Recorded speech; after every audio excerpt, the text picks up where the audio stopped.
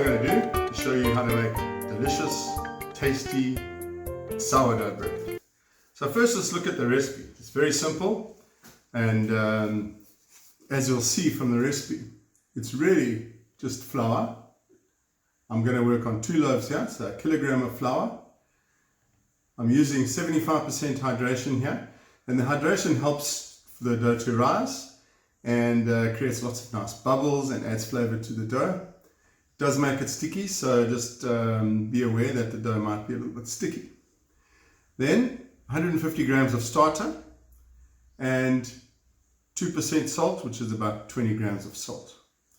Okay, so let's just have a look at the starter, because you need to have pre-prepared a starter for this dough, and I'll make another video on how to make a nice sourdough starter that's robust and can live in your fridge or be fed every day like a pet. So here's a starter that I've made. Just want to give you an idea of what it looks like. So you can see nice bubbles in there. You can see the bubbles up the side of the dish here. And this starter is ready to be used. It's got quite a slight acidic smell, slight sour, almost alcohol-like smell. And that's the bacteria in here that's going to cause the dough to rise and add flavor to the bread itself. The next step is to look at the flour. So the type of flour that I use is typically a stone ground flour, and you can use white stone ground flour, or you can use whole wheat, you can use brown flour, you can even add a little bit of rye to add flavor. Be careful with the rye though, because the rye tends to make bread quite heavy and also prevents it rising, so you're going to get a much heavier, flatter loaf if you use too much rye. So the first step in the process, once we've got the starter ready, is to mix the flour with the water and go through what we call an autolyse process. Now the autolyse process is important, particularly if you're using a whole grain flour. And what it is really is just taking the flour, mixing it with the water and leaving it for about an hour, just for the water to be soaked into the flour and to start the glutinous developing. And the reason it's important for the wholemeal flour is because the wholemeal flakes take time to absorb the water. If you're just using plain white flour, you can probably get away with not going through an autolyse process and going straight in. Right, so let's look at the autolyse process. All that is, as I said, I'm going to add flour and water. I'm going to put my dish on my scale. This is a nice scale because you can zero it, so I'm just going to zero that. So I'm going to add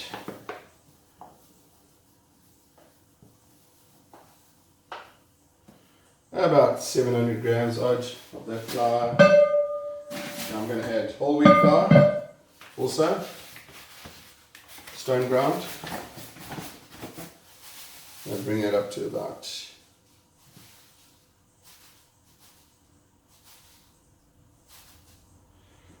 890 grams.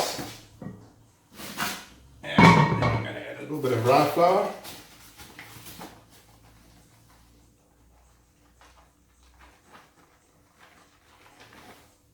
Okay, there's about a kilogram.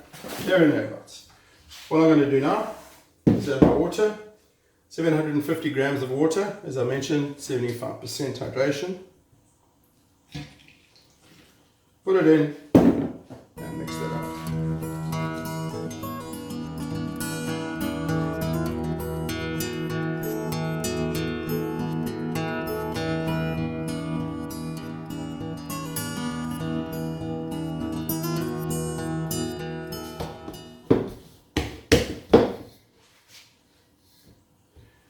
Now, I'll leave that for about an hour, and I come back.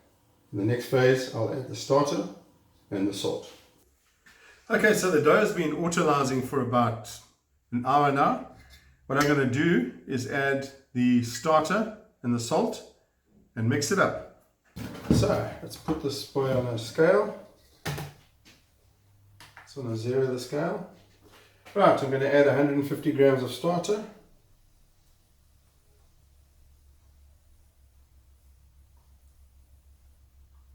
About 150 grams of starter and 20 grams of salt. Now, to mix this up, best way really is to use your hands and just massage it all in.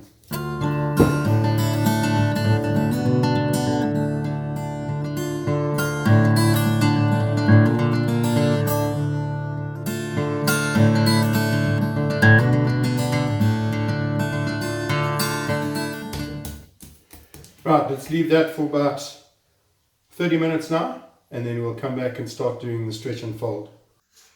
Right, so once it's all mixed, we're now going to do the stretch and fold, which I use in place of kneading. You can knead the dough, but because it's quite sticky, it's a bit difficult. And also the stretch and folding is a longer process, which allows the glutens to develop a lot slower.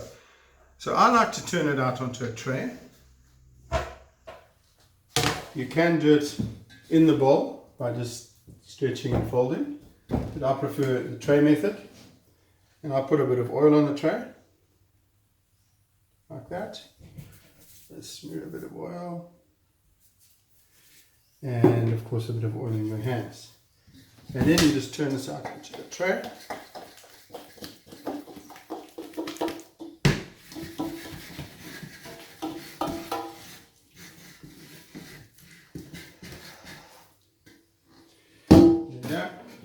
Get all the leftover dough in here. Okay, now you can see that that's pretty sticky. And if I pull this, you see it just breaks up like that. What we want to do is stretch and fold it so that the glutens develop. So you stretch it out and you just fold it over like that. Stretch and fold, stretch and fold.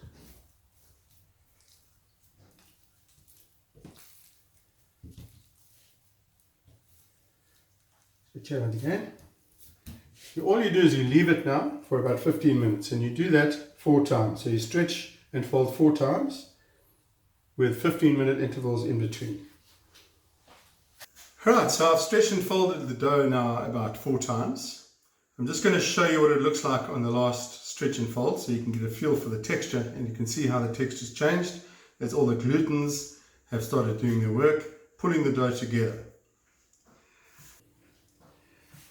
A little bit of oil on the hands. So you can see now, when I stretch and fold,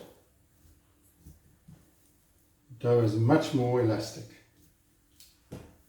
And this is a similar effect you get if you'd been kneading this dough. Let's give you a better idea. You see it's not sticking to my hands. And you can see how it's really holding together nicely. So now it's ready to go into a bowl to rest and go through the bulk fermentation stage. So I'm just going to put a little bit of oil in here, not a lot, and just put it in there, roll it around, and then we cover that with a damp cloth, and we leave that to rise for about 4 to 5 hours.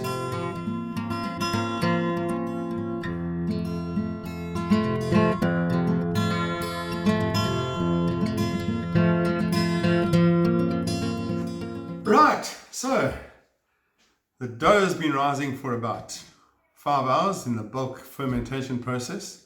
The next phase is for us to turn it out, split it up into 2, and do what we call pre-shaping. So without further ado, let's go for it. So, there you see, the dough has been rising, and you'll see there's the odd bubble in there. It's not going to be dramatic as if you were doing a bread with an instant yeast. But don't forget that sourdough is a slow process which adds a lot of flavor to the dough ultimately. So first of all, I'm going to just flour the surface. Not too much flour. And I'm going to turn my dough out. Got one of these babies. If you don't have one of those, don't stress, you can just use a silicone spatula or something like that. Okay, so there's the dough. It's going to get all waste anything. This lovely dough that's been fermenting for 5 hours. Okay. Right, what I'm going to do now is split this into 2. And then I'm going to shape these into a ball. So to do that, it's very simple. I just take the ends and move them to the middle. Just keep doing that.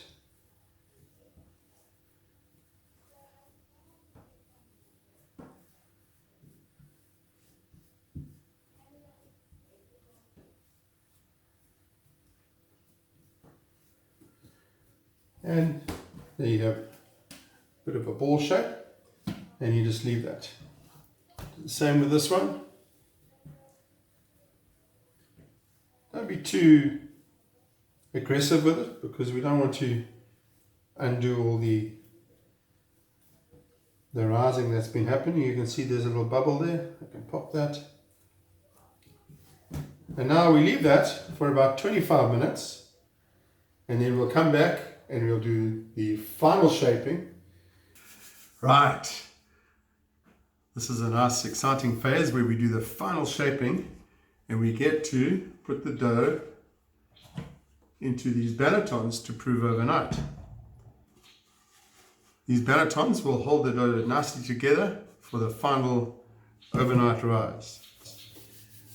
So it's very important at this point to shape the dough and get it to create tension on the surface of the dough so that it doesn't stick to the bannetons.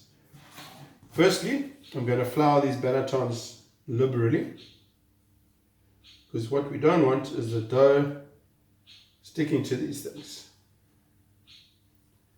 Okay, just flour this one.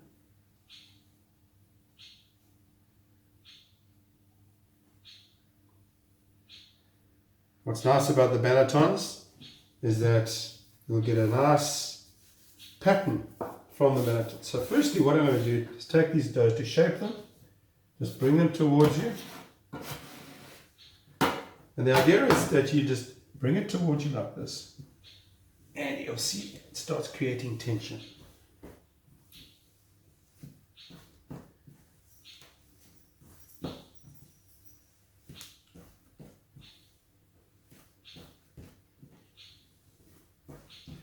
Do it 3 or 4 times.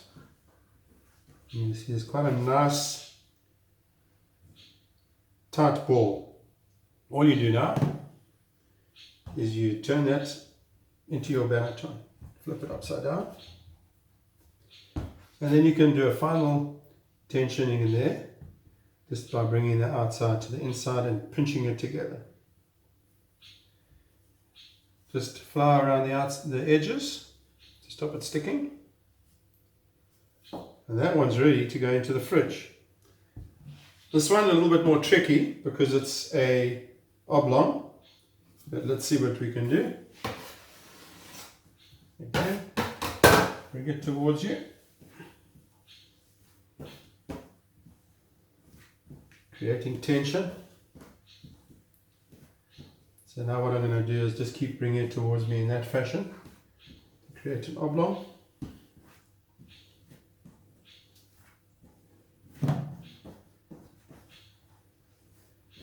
There you can see we've got an oblong shape. Turn that upside down and that goes into your oblong banneton. Again, what you can do is bring the edges in, pinch them together.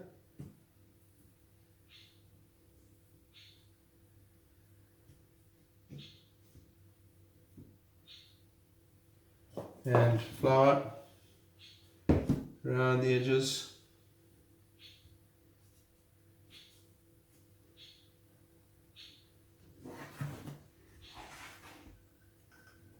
And now these go in the fridge.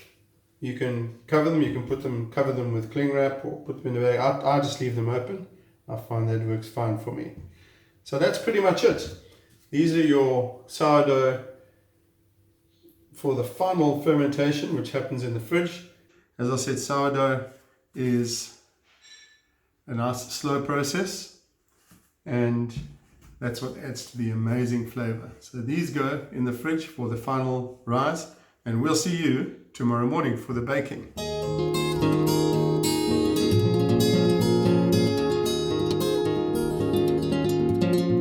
Good morning, guys. Well, the dough has been maturing in the fridge overnight, fermenting and developing lots of flavor. Now it's time to turn the oven on to about between 200 and 220 degrees C, depending on whether you're using a fan oven or a normal oven. And once you've cooked a few loaves of bread, you'll get used to your particular oven. So what we do with sourdough, we don't cook it open, we cook it in what we call a Dutch oven. So let's look at what products I'm using to cook the dough in. So if you look here, for my round dough, I'm using this cast iron pot. So you can use a cast iron pot, you can use a casserole dish, you can use an enamel pot. And you remember one of the bannetons I used was an oblong shape, and I'm going to be using this clay pot to cook that one in. So now I'm going to set my oven, put these dishes in the oven. I normally treat the dishes with some non-stick spray, and that's what stops my bread sticking to the pan. But you can use something like ground cornmeal and stuff like that on the bottom to stop the bread sticking. So let's get the oven on, and then we'll get the bannetons out and we'll get them in. Okay, so now the oven has been on, it's reached temperature, the Dutch ovens have been in the oven warming up, and it's now time to get the dough out of the bannetons. So you'll see the bannetons that I've had in the fridge, I covered them. You can leave them open, but the train of thought generally is to cover them so that they don't dry out. And let's not forget that in these dough, these two doughs, we've got 3 cups of water, and it's that water that's going to expand in the oven that's going to make the dough rise and form those nice bubbles. I've taken one of these out already. I'm just going to show you how to get them out of the banneton. Turning them upside down and just expecting it to fall out is probably not going to happen. What you need to do is just tease your dough out. Just get your fingers in and down the side. And there you go, my dough is out. So now I'm going to put these in my pots. So let's get my first pot.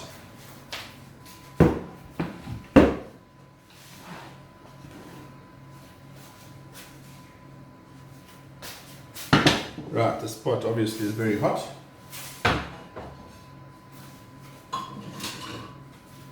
Right, this pot's obviously very hot, so what I'm going to do, I'm going to start with this one. I'm just going to score this down the middle. And then I'll just give it a nice pattern.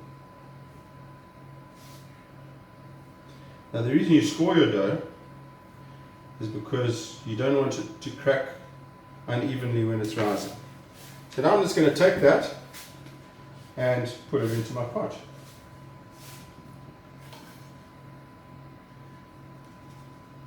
Just neaten up the edges. And that goes in the oven.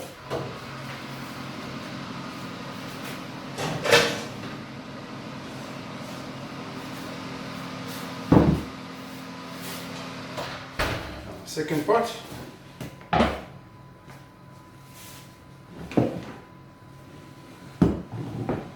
So this one I'm going to score slightly differently.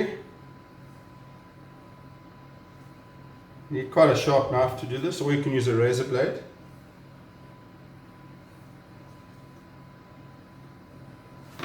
Okay, let's get that boy in.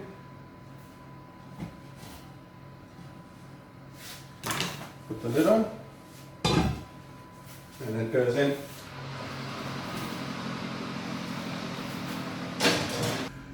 Right, so your bread goes in the oven in a covered Dutch oven for about 20 minutes. And the reason we cover it is to create a very moist environment which will help with oven spring, which allows the bread to really rise nice and quickly. After 20 minutes, we're going to take the lid off and cook it open to let it go nice and golden brown.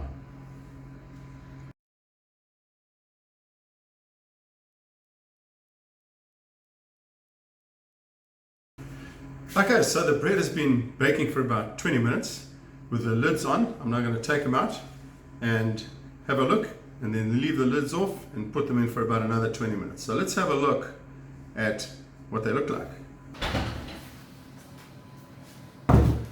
Right, let's look at this boy. Sure, as you can see, it's risen amazingly well in there. So now I'm going to leave the lid off for about 20 minutes to go golden brown.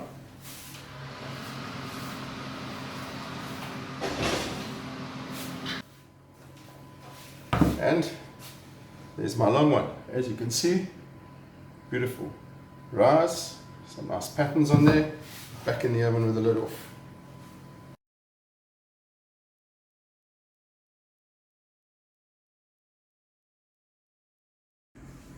Right, now the really exciting part. The bread's been in the oven, uncovered now for about 20 to 25 minutes till it's gone golden brown. So let's take it out and have a quick look. Right, let's start with the round loaf.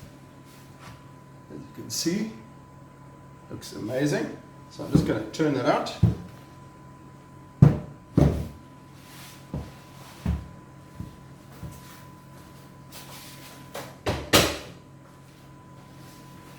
There you can see the beautiful sourdough loaf. Got all the patterns from the Banneton. Look at that boy.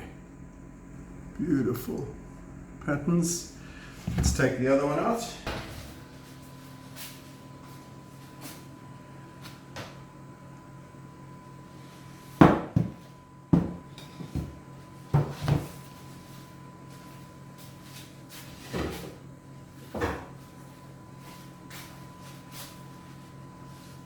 Beautiful sourdough.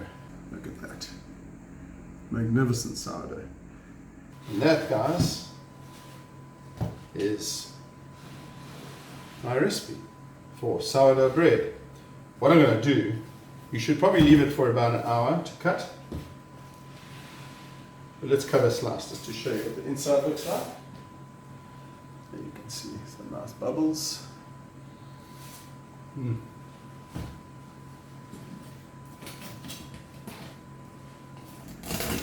Taste. You can hear that. You can hear the crispy skin. Right, let's have a look. A little bit sour. Delicious. Enjoy your baking, guys.